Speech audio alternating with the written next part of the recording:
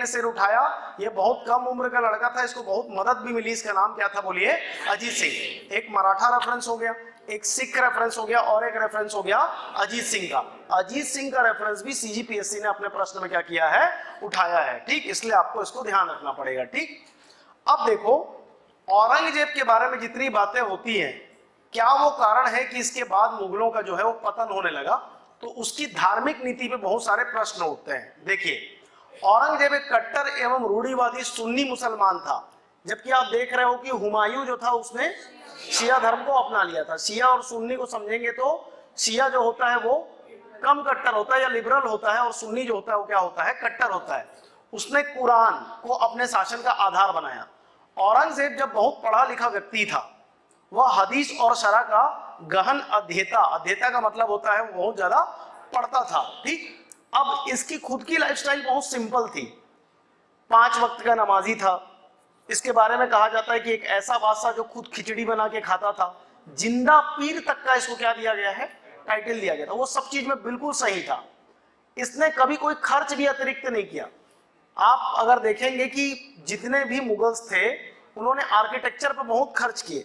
इसने लाल किले के कैंपस में एक छोटी सी मस्जिद बनाई, उसका नाम था मोती मस्जिद। क्या नाम है? मोती मस्जिद। मोती मस्जिद दिल्ली की किसने बनाई थी? तो आंसर क्या है आपका? औरंगजेब। और that is not a great structure. उसका ग्रेटनेस इतना है कि इतना ग्रेट स्ट्रक्चर बनाने वालों ने एक छोटा सा मस्जिद कैसे बना दिया, इसलिए मोती मस्जिद क्या हो गई आपकी? फेमस हो गई। ये सीजीपीएससी का आया हुआ सवाल है कि लाल किले के कैंपस में मोती मस्जिद का निर्माण किसने कराया था? तो 2 मोती मस्जिद है। आगरा की मोती मस्जिद बहुत लंबी चौड़ी है और दिल्ली का मोती मस्जिद बहुत छोटा सा है। ठीक, उसकी सेना में लगभग, अब देखिए हिंदू नीति इसकी कैसी थी कि वो मुस्लिमों में बदलना चाहता था या इस्लाम में बदलना चाहता था लोगों को, लेकिन कंट्री टू दैट उसके विरोधाभास में आपको चीजें दिखाई देती है। सबसे बड़ा एम्पायर मोहम्मद बिन तुगलक का था। कब? दिल्ली सल्तनत के समय। इसके समय किसका है? औरंगजेब का है। इसकी सीमाएं दक्षिण भारत में कावेरी नदी को छू रही है। किसको छू रही है बोलिए? कावेरी नदी को। और सर्वाधिक हिंदू मनसबदार किसके कार्यकाल में दिखते हैं आपको? औरंगजेब। ठीक, लेकिन दबाव इसने सभी जगह बना के रखा था। उसकी सेना में लगभग 33% अधिकारी हिंदू थे तथा यह अनुपात महान मुगल शासकों में सर्वाधिक था। परंतु उसके शक्की स्वभाव और शरीयत के पालन पर बल व कठोर दंड देने की उसकी नीति के कारण अनेक बार समस्याएं उत्पन्न हुई तथा इस्लाम को राजनीतिक लाभ के लिए प्रयोग करने हेतु उसके प्रयासों में भी नकारात्मक परिणाम सिद्ध हुए। इनमें से अनेक कार्यों को शुद्धतावादी कहा जाता था, जो कि निम्न है। वो किन किन चीजों को कहा था? कहता था कि ये चीज करोगे तो शुद्ध हो, ये करोगे तो अशुद्ध हो। सिजदे पर रोक, सिक्कों पर कलवा खदवाने पर रोक, मतलब ये सब नहीं करना है। ठीक, सिजदा नहीं करना है, सिक्कों पर कलमा नहीं खुदवाना है। सभी सूबों में मुत्सहद नियुक्त किए जाए जो शरीयत का अनुपालन करके उसको सुनिश्चित करवाए। 1669 में औरंगजेब ने कई अन्य शुद्धतावादी कदम उठाए जो कि निम्नलिखित हैं। देखते चले जाओ। ठीक, कुछ भी याद नहीं रखना, जो बोलूंगा उसको बस याद रखना। ठीक, ये याद रखने लायक है। ये सीजीपीएससी में 10 बार पूछा गया है, वो याद रखना। जैसे ट्रीटी ऑफ पुरंदर 1665, ट्रेवर्नियस कहां से आया था? फ्रांस से। ठीक, और 2 लोग कहां से आए थे? इटली से। ठीक, ट्रेवर्नियर हीरे का क्या था? व्यापारी था। 1669 में औरंगजेब ने कई अन्य शुद्धतावादी कदम भी उठाए जो कि निम्नलिखित है। दरबार में संगीत पर रोक और झरोका दर्शन पर रोक। झरोका दर्शन एक्चुअली अकबर ने शुरू किया था। किसने शुरू किया था? आप देखे होंगे अमिताभ बच्चन को, आप देखे होंगे सलमान खान को और शाहरुख खान को। ये लोग निकलते हैं अपने उसमें बालकनी में और लोग क्या करते हैं? हाय हेलो करते हैं। दैट इज एक्चुअली झरोका दर्शन। ये शुरुआत करने वाला कौन था? अकबर था। वो एक दिन लोगों को दर्शन देता था कि भैया महीने में कम से कम मैं राजा हूं, तो मैं दिखना चाहिए लोगों को कि मैं क्या हूं, राजा हूं। अलग अलग जगह जाकर के झरोखा दर्शन होता था। ठीक, झरोखा दर्शन पे इसने रोक लगा दिया। अब ये संगीत वाला पॉइंट है, बड़ा इंपॉर्टेंट है। संगीत से हम सवाल निकालेंगे। ठीक, क्यों? क्योंकि ये खुद ना बहुत बेहतरीन वीणा बजाता था। क्या बजाता था? वीणा। और लोगों के ऊपर संगीत को लेकर के इसने क्या लगा दी थी? पाबंदी। सूफी संत, सूफियों की कोई भी पूजा जो थी वो बिना म्यूजिक के नहीं हो सकती थी। तो ये सूफियों के ऊपर भी क्या लगाता था, रोक लगाता था कि ये तो इस्लाम में है ही नहीं, ये तो गलत इस्लाम का पालन कर रहे हैं, क्योंकि इस्लाम में तो म्यूजिक क्या है, हराम है। तो सूफियों के साथ भी इसका टोटल एंटी था। ठीक, तो पहला पॉइंट लिखो, औरंगजेब को जिंदा पीर भी कहा जाता है। औरंगजेब को जिंदा पीर भी कहा जाता है। वह 5 वक्त का नमाजी था। उसकी जीवन शैली अति सरल होने के कारण उसके बारे में कहा गया है, जिंदा पीर लिख लिया हो क्या? उसके बारे में कहा गया है कि एक ऐसा बादशाह जो खुद खिचड़ी बनाकर खाता था। एक ऐसा बादशाह जो खुद खिचड़ी बनाकर खाता था। इस्लाम में ना 7 प्रकार की चीजें हैं, ठीक, जिनको कि माना गया है कि आपका खाना उन 7 प्रकार की चीजों से बनना चाहिए।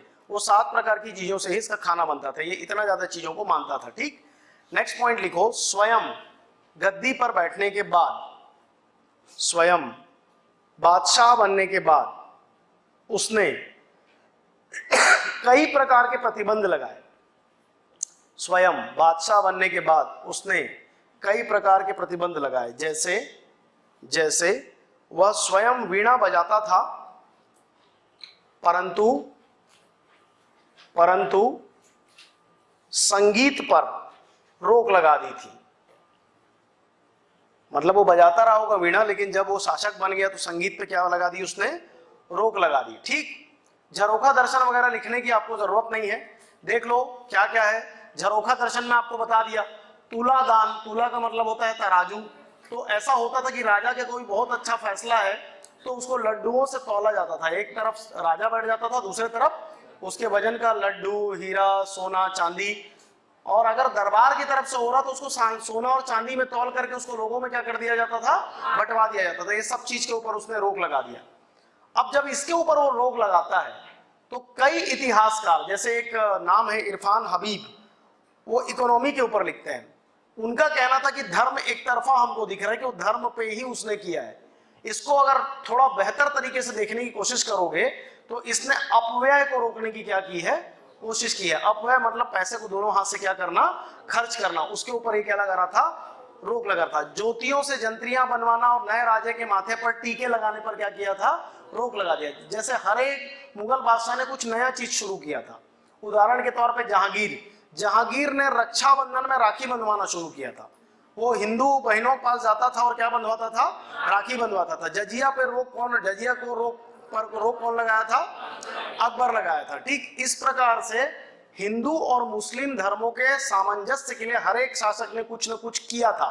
ये था जो उल्टा कर रहा था। क्या कर रहा था वो, ज्योतियों से जंतरियां बनवाना और नए राजे के माथे पर टीका लगाना। इससे इसने क्या किया था, इसको रोक दिया था। नहीं तो तिलक आपका मना कर दिया था। हालांकि इसने 2 बार खुद क्या करवाया था, राज तिलक। 2 बार राज तिलक करवाने वाला कौन था, फिरोज शाह तुगलक। और दूसरा 1688 में होली और मुहर्रम पर को सार्वजनिक रूप से मनाने पर क्या लगा दिया था, रोक लगा दिया था। नया नया सरकार आता है तो हमारे छत्तीसगढ़ी में कहावत है, नवा बैला के नवा सिंह, चल रे बैला टिंगे टिंग। तो ऐसी वाला कहानी है। अभी आप सुने होंगे कि छत्तीसगढ़ में खुले में चिकन नहीं बेच सकते, मछली नहीं बेच सकते। सुने हो तुम लोग, दुकान तोड़ रहे हैं ना अभी। तो ये कुछ वैसा ही है। ठीक, होली और मुहर्रम को सार्वजनिक तौर पे नहीं मना सकते। मतलब सड़क पे आके आप होली नहीं खेल सकते, सड़क पे आके आप ताजिया नहीं निकाल सकते। ये दरबारियों के रेशमी वस्त्रों पर प्रतिबंध लगा दिए। ठीक, औरंगजेब के कुछ कार्य स्पष्ट रूप से धार्मिक कट्टरता के परिचायक थे। जैसे जजिया फिर से क्या कर दिया इसने,